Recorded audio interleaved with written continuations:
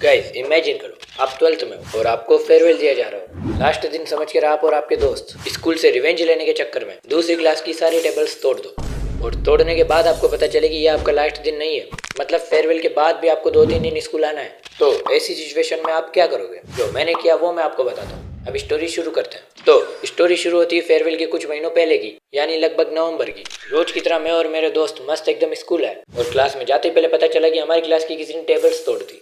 हमें इस बात की दिक्कत नहीं थी कि क्लास की टेबल्स तोड़ दी, दिक्कत इस बात की थी कि सब लोगों को लग रहा है कि हमने टेबल्स तोड़ी। Back benchers for no reason.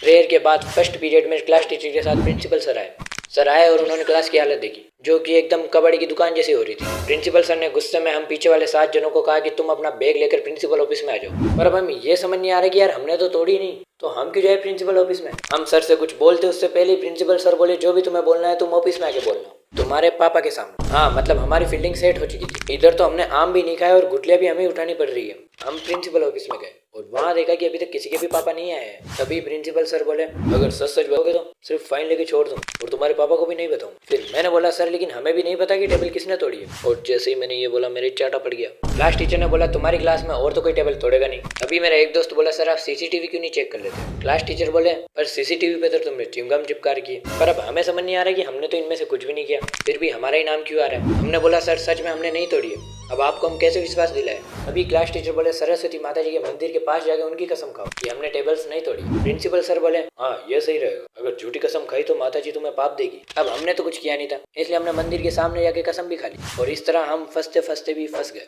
क्योंकि प्रिंसिपल सर बोले तुमने नहीं तोड़ा तो क्या हुआ, पर फाइन तो तुम्हें ही देना होगा कि क्लास तो तुम्हारी थी, तुमको ध्यान रखना चाहिए ना। फिर मेरे एक दोस्त ने प्रिंसिपल सर से डरते डरते बोला पर सर सिर्फ हमसे ही क्यों, पूरी क्लास से लो ना। और प्रिंसिपल सर बोले हाँ मैं पूरी क्लास की ही बात कर रहा हूँ। हमारी पूरी क्लास में हर एक बच्चे से 750 रुपए का फाइन लिया। ऐसे ही कुछ दिन निकल गए। फिर एक दिन हमारे पास उड़ती उड़ती एक खबर आई कि भाई वो जो तुम्हारी क्लास की टेबल्स थी ना वो कॉमर्स वालों ने तोड़ी थी।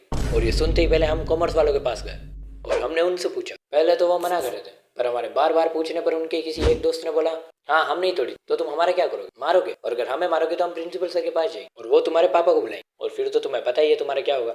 और मान लो अगर तुमने प्रिंसिपल सर को ये भी बोला कि वो टेबल्स कॉमर्स वालों ने तोड़ी थी, तो क्या प्रिंसिपल सर तुम्हारी बात पर विश्वास करेंगे? क्योंकि तुम्हें तो पता ही है हम कॉमर्स वाले प्रिंसिपल सर के सामने कितने ज़्यादा सिंसियर है और तुम कितने ज़्यादा बदमाश। हाँ मतलब अब हम कुछ नहीं कर सकते, इसलिए हम चुपचाप अपनी क्लास में वापस आ गए। हम सैड होके बैठे थे, तभी मेरे पास एक आइडिया है और मैंने अपने दोस्तों को बोला कि देखो जैसे कॉमर्स वालों ने अपनी टेबल्स तोड़ी थी तो वैसे ही अपन उनकी क्लास की टेबल्स तोड़ देते। और फिर मेरा एक दोस्त बोला फिर भी सब सर अपने को ही पकड़ेंगे। मैंने बोला पर अपन यहाँ रहेंगे तो पकड़ेंगे ना, मतलब अपन फेयरवेल वाले दिन तोड़ेंगे और अपना फेयरवेल पहले है कॉमर्स वालों से, तो ऐसे अपन फंसेंगे भी नहीं। और अगर बाई चांस फंस भी गए, मतलब टीचर को पता भी लग गया, तो वो क्या अपने को घर पे थोड़ी पकड़ने आएंगे। और अपने को स्कूल में तो बोर्ड एग्जाम देने आना नहीं है क्योंकि अपना सेंटर भी अलग है। और मेरे सारे दोस्त मान गए। हाँ मतलब प्लानिंग हो चुकी, अब बस फेयरवेल का वेट करना था। अब देखो हमारे फेयरवेल के दिन भी क्लासेस चलती है क्योंकि फेयरवेल फंक्शन हमारे हॉल में होता है और 11th-12th वाले बच्चे ही आते हैं फेयरवेल में, इसलिए कॉमर्स के बच्चे भी हॉल में थे और उनकी क्लास एकदम खाली थी। अब हमें 12th साइंस वालों को हॉल में नहीं बिठा रखा था क्योंकि यार अब हमें तो स्पेशल एंट्री देंगे ना, क्योंकि फेयरवेल तो हमारा ही है, इसलिए हम हमारी क्लास में ही थे। हाँ मतलब अब प्लेन शुरू करने का टाइम आ गया था। हम कॉमर्स वाले रूम में गए, सीसीटीवी के ऊपर च्युइंगम चिपकाई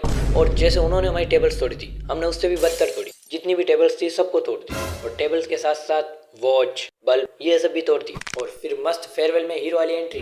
लेकिन फिर वहाँ पता चला कि हमें 5 दिन और आना है क्योंकि हमारे सब्जेक्ट टीचर्स ने प्रिंसिपल सर से रिक्वेस्ट की कि उन्हें हमें सैंपल पेपर सॉल्व करवाने हैं और आना जरूरी है वरना घर फोन जाएगा और घर वाले हमें लात मार के भेजेंगे।